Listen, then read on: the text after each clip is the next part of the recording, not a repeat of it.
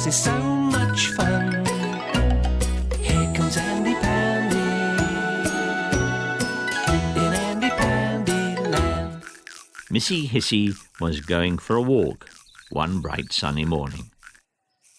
The first person she met was Orby. She said how bright and colourful his house was. Missy Hissy asked Bilbo if he'd painted his boat. It did look very smart. Missy Hissy thought that everyone's house looked quite beautiful.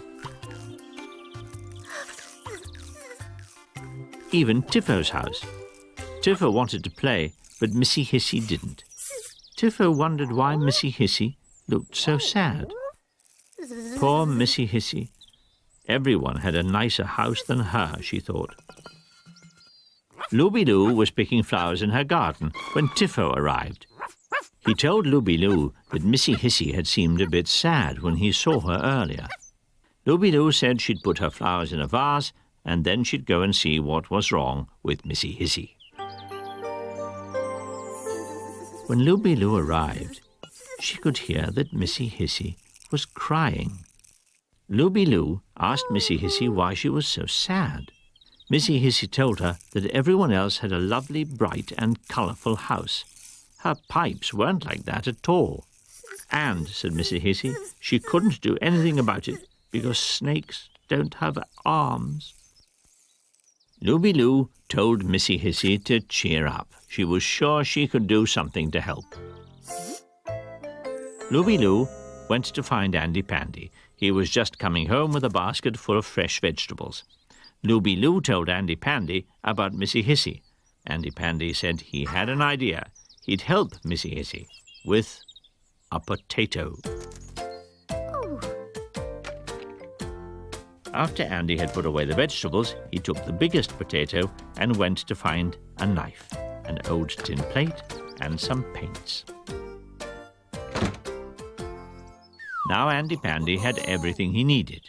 Teddy had come round to see if Andy Pandy wanted to play. Andy said he didn't have time for games, but asked Teddy if he wanted to come with him to Missy Hissy's. Looby-Loo still couldn't work out how a potato was going to help Missy Hissy. "You'll see," said Andy Pandy. Missy Hissy was pleased to see Andy Pandy and the others. Now Missy Hissy was puzzled too. How was a potato going to help her? "You'll see," said Andy Pandy. First of all, they'd have to cut the potato in half. Teddy wanted to do it. Andy Pandy said he'd better do that bit. "You need to be very careful with knives," he said. When he'd sliced the potato in half, Andy Pandy cut one half into an interesting shape. He did the same with the other half. "Now for the exciting bit," said Andy. He asked Teddy to put some paint onto the plate. Next, Andy Pandy asked Teddy to dip the potato in the paint. "No, Teddy, no," said Andy. "That's the wrong end." "That's better," said Andy Pandy. Next, he told Teddy to put the potato on one of the pipes. The potato made a lovely design on Missy Hissy's house.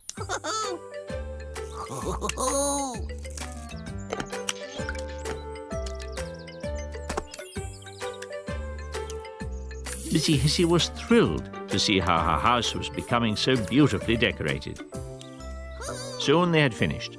Missy Hissy's house had never looked brighter. Missy Hissy couldn't thank Andy Pandy and Teddy enough. She was a much, much happier snake than she'd been that morning.